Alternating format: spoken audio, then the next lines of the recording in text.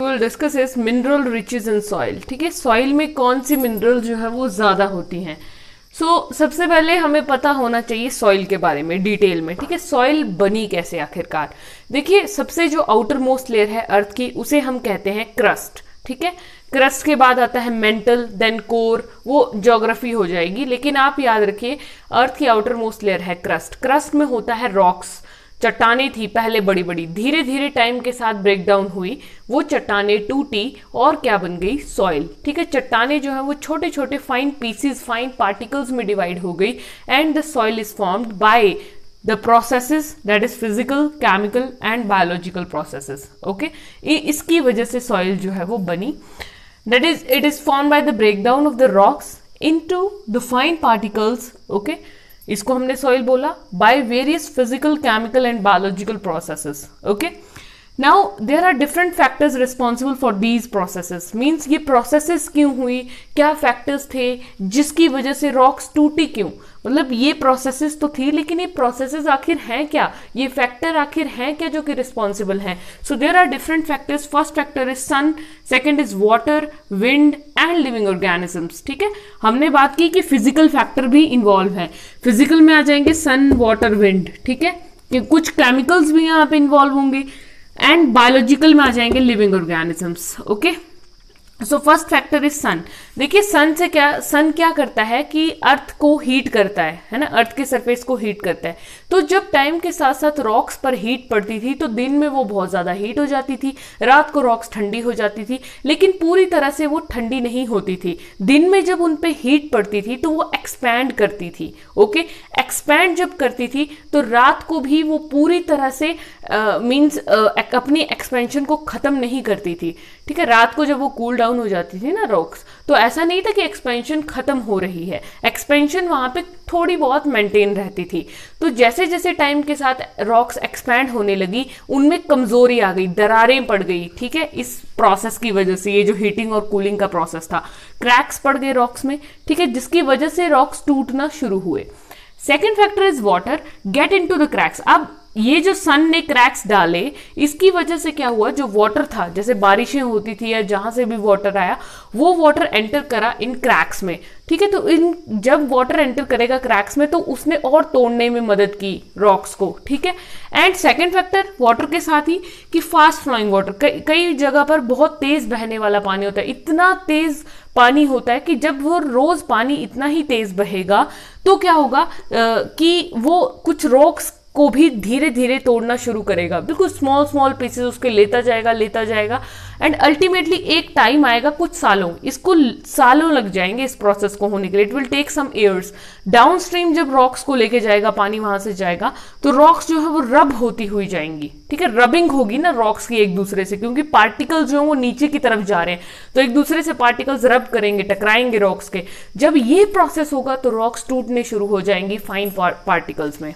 Okay, now the third factor responsible is wind. Wind की वजह से क्या होता है, हवाएं, बहुत तेज हवाएं भी क्या करती हैं, चीर फाड़ कर देती हैं। तो विंड्स क्या करेंगी, एरोजन, मींस रॉक्स में एरोजन, जैसे कि ये वाटर कर रहा था, fast flowing water, similar action fast flowing winds का होगा।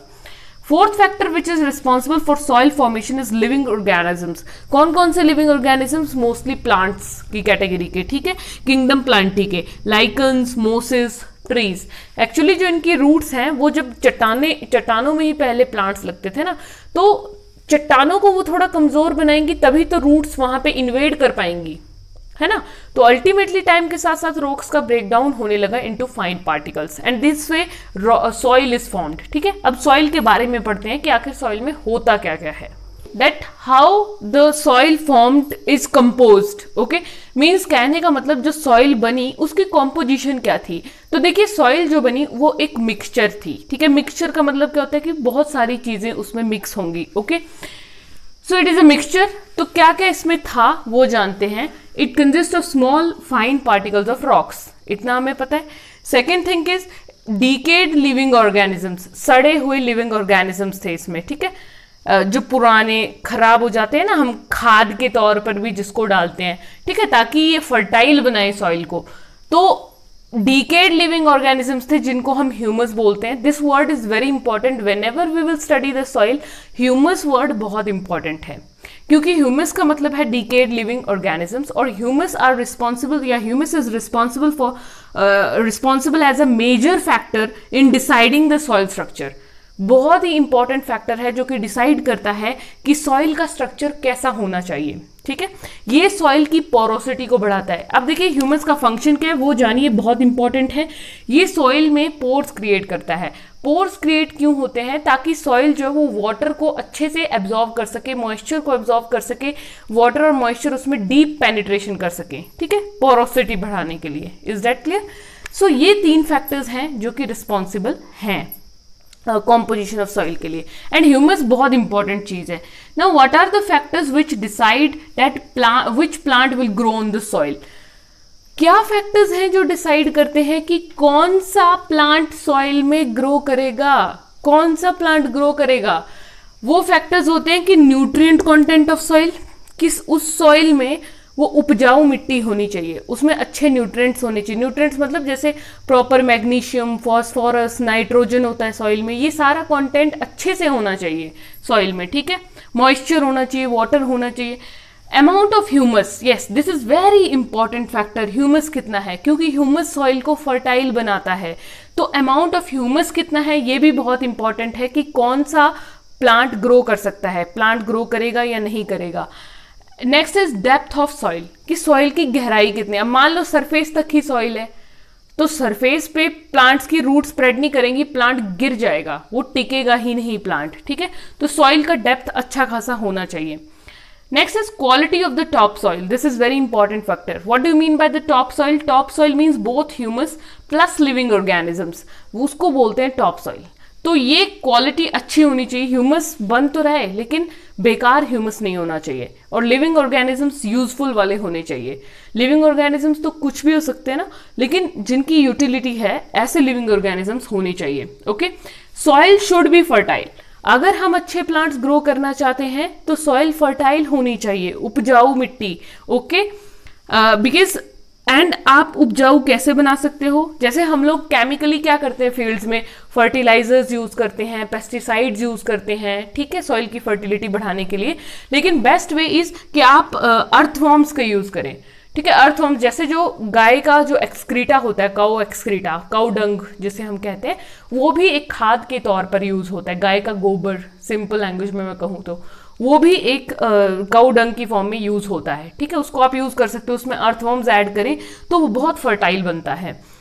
And one important point is that mineral nutrients found in the particular soil depends on the rocks it was formed from. This is very important. As a topic is that mineral riches in the soil, तो जितने भी mineral nutrients होते हैं, ठीक है, soil में बहुत सारे मिनरल्स हैं, हमने पढ़ लिया कि डिपेंड करता है. मिनरल्स क्यों जरूरी है सॉइल में? जो प्लांट उस पर ग्रो करेंगे ना सॉइल पे, वो प्लांट जो है वो उस सॉइल से मिनरल न्यूट्रिएंट्स को एब्जॉर्ब भी करेंगे. ओके, सो यहाँ पे मिनरल न्यूट्रिएंट्स जो पाए जाते हैं पर्टिकुलर सॉइल में, वो डिपेंड करता है on the rocks it was formed from. ठीक है, mineral nutrients found in a particular soil depends on the rocks it was formed from. Mineral nutrient depend करता है कि कौन सी रॉक्स से सॉइल बनी है, किस तरह की चट्टानें. अब रॉक्स डिफरेंट टाइप की होती हैं. ठीक है, डिफरेंट टाइप की रॉक्स होती हैं, लाइक मेटामॉर्फोज्ड रॉक्स होती हैं, सेडिमेंट्री रॉक्स होती हैं, इग्नियस रॉक्स होती हैं. तो अलग अलग तरह की रॉक्स हैं, और कौन सी रॉक से जो है सॉइल बनी है उस पर डिपेंड करेगा कि कैसा प्लांट उस पर ग्रो करेगा, कैसी उसमें मिनरल्स होंगी. फॉस्फोरस ज़्यादा होगा, मैग्नीशियम ज़्यादा होगा, नाइट्रोजन ज़्यादा होगा, कौन सा मिनरल उसमें ज़्यादा होगा, ये सब इससे डिसाइड होगा. ओके, एंड एक बहुत इंपॉर्टेंट बात, अगर सॉइल फर्टाइल नहीं होगी तो उसमें सॉइल पॉल्यूशन होने का खतरा भी ज्यादा है. फर्टिलिटी नहीं है तो प्लांट भी डेड हो जाएंगे, और जो उसमें लिविंग ऑर्गेनिजम्स हैं वो भी डेड हो जाएंगे. अल्टीमेटली जब वो डेड होंगे they will lead to the soil pollution. ठीक है, जैसे हमने वाटर एंड एयर पॉल्यूशन पढ़ा, similarly there is soil pollution. Okay, by the killing of the living organisms और living plants that's live in the soil. Okay तो हमें उस soil pollution को भी प्रिवेंट करना चाहिए। आज के टाइम पे भी सॉइल के लिए मॉडर्न वेज आ गए हैं, ठीक है, डिफरेंट डिफरेंट पेस्ट यूज करते हैं, केमिकल्स लोग यूज कर रहे हैं, लेकिन उससे क्या हो रहा है कि इतनी अच्छी पैदावार नहीं है, वो केमिकलाइज्ड पैदावार हो गई है, ठीक है। ऑर्गेनिक कहते तो हैं लेकिन ऑर्गेनिकनेस बहुत डिक्रीज कर चुकी है। ओके तो हमें ऐसे वेज अपनाने चाहिए ताकि हम ऑर्गेनिक वेज की तरफ मूव करें, लेसर यूज करें केमिकल्स, पेस्ट एंड फर्टिलाइजर्स का। अर्थवर्म्स यूज कर सकते हैं, cow dung can be used as a fertilizer. Okay so this was all about the mineral riches in the soil.